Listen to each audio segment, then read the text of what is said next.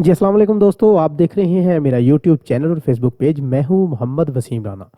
दोस्तों आज की इस वीडियो में मैं आप लोगों को बताने जा रहा हूं कि नेशनल बैंक की ब्रांच में किसी अकाउंट में किस तरह से ऑनलाइन कैश जो है वो डिपॉजिट करवाया जाता है।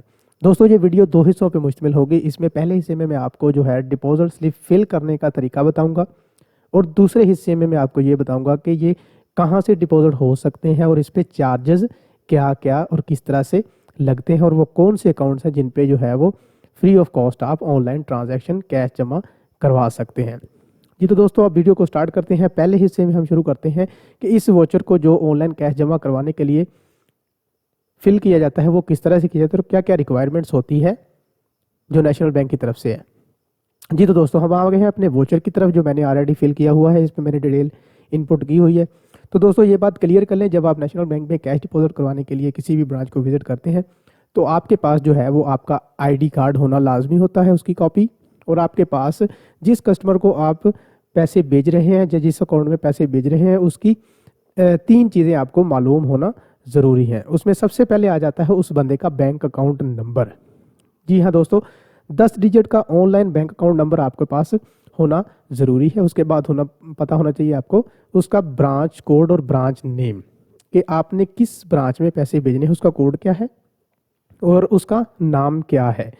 तो उसके बाद तीसरी चीज़ आ जाती है उस बंदे का नाम, टाइटल ऑफ अकाउंट, जिस बंदे को आप पैसे भेज रहे होते हैं।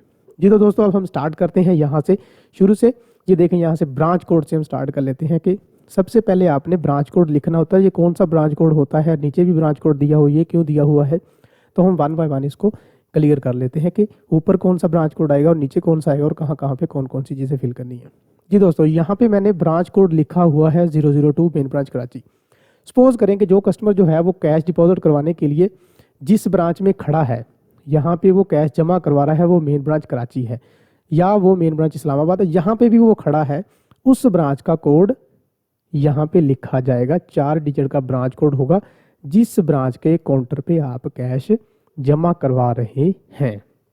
जी तो दोस्तों ये तो हो गया वो ब्रांच कोड जिसके थ्रू आप पैसे भेजने जा रहे हैं। इसके बाद आ जाता है डेट, जिस डेट में आप पैसे जमा करवाने वो सेम डेट आपने यहाँ पे लिख देनी। फॉर एग्जांपल आज 16/12/2022 है तो मैंने ये डेट यहाँ पे लिखी हुई है।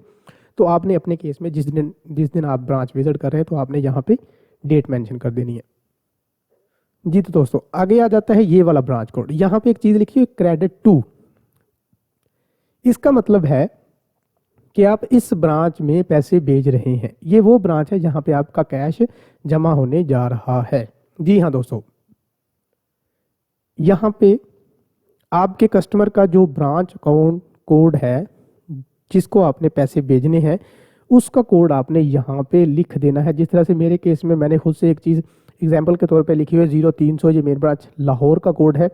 तो मैंने सपोज करें लाहौर पैसे भेजने हैं तो मैंने यहाँ पे 0300 कोड लगा देना है और उसका नाम लिख देना है एनवीपी मेन ब्रांच लाहौर है।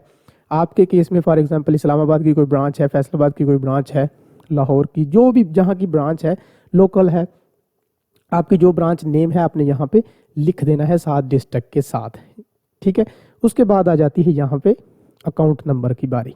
आपने जहाँ पे 10 डिजिट का सिर्फ अकाउंट नंबर लिखना है। ये टाइप कुछ चीज़ को सारी चीज़ें एक साइड पे करने इसका कोई मकसद नहीं। जब आपने 10 डिजिट का अकाउंट नंबर लिख दिया तो इसके बाद आपकी कोई इंफॉर्मेशन जो है वो ज़रूरी नहीं रहती। ये अकाउंट टाइप ये पुराना जो जिनके पास अकाउंट थे उस सूरत में था, अब क्योंकि ऑनलाइन सिस्टम हो चुका हुआ है 10 टाइप के अकाउंट्स, जो 10 नंबर का जो अकाउंट डिजिट है तो वो आप यहाँ पे लिखेंगे 10 डिजिट। यहाँ पे आपने 10 डिजिट्स उस बंदे के अकाउंट नंबर के लिख देने जिसको आप पैसे भेज रहे हैं। ये मैंने एग्जांपल के तौर पे 10 डिजिट पूरे किए हुए हैं। तो यहाँ पे आपने अकाउंट सेविंग है या करंट है तो आपने यहाँ पे लिख देना है। जी तो दोस्तों अगर आपका अकाउंट 4 से शुरू हो रहा है तो वो करंट होगा और अगर आपका अकाउंट 3 से शुरू हो रहा है तो वो PLS सेविंग होगा। आगे बात आ जाती है नेम की।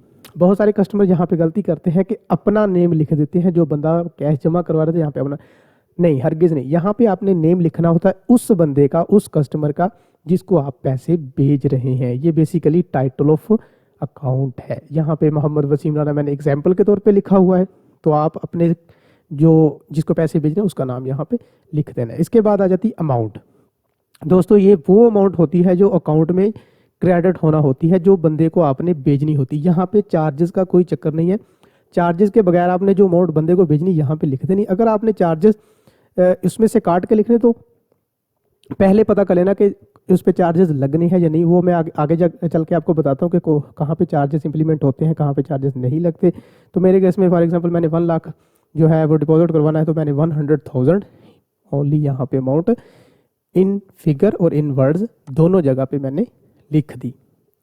इसके बाद हमने यहाँ पे सिग्नेचर कर देने होते हैं। ये सिग्नेचर होते हैं जो बंदा कैश काउंटर पे जमा करवा रहा है उसके, जो उसके CNIC पे सिग्नेचर है वो यहाँ पे आपने सिग्नेचर करने हैं और इसके साथ CNIC की कॉपी लगानी है और काउंटर पे जाके आपने कैश जमा करवा देना है। जी तो दोस्तों ये ओवरऑल प्रोसेस है ऑनलाइन स्लिप फिल करने का।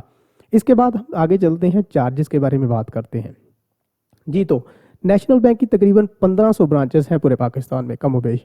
तो उस पर कहाँ पे चार्जेस लगते हैं, कहाँ पे चार्जेस नहीं लगते, कौन से अकाउंट पे चार्जेस जो है वो एग्जाम्प्टेड हैं, कौन से अकाउंट पे चार्जेस लगने हैं।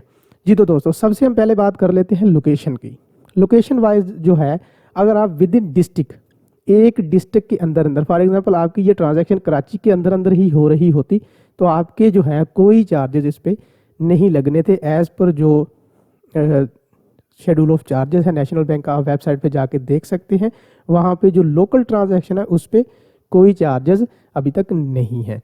उसके बाद अगर आपकी जो ट्रांजैक्शन है वो डिस्ट्रिक्ट से बाहर है, जिस तरह से कराची और लाहौर के दरमियान ट्रांजैक्शन हो रही, तो वहाँ पे आपकी कैश की सूरत में 441 रुपये चार्जेस लगेंगे, जो शेड्यूल ऑफ चार्जेस के अकॉर्डिंगली 31/12/2022 तक इम्प्लीमेंटेड है। इसके बाद अगर चेंज होते हैं तो वो भी नेशनल बैंक की तरफ से बता दिया जाएगा, मैं आपको अपडेट कर दूंगा।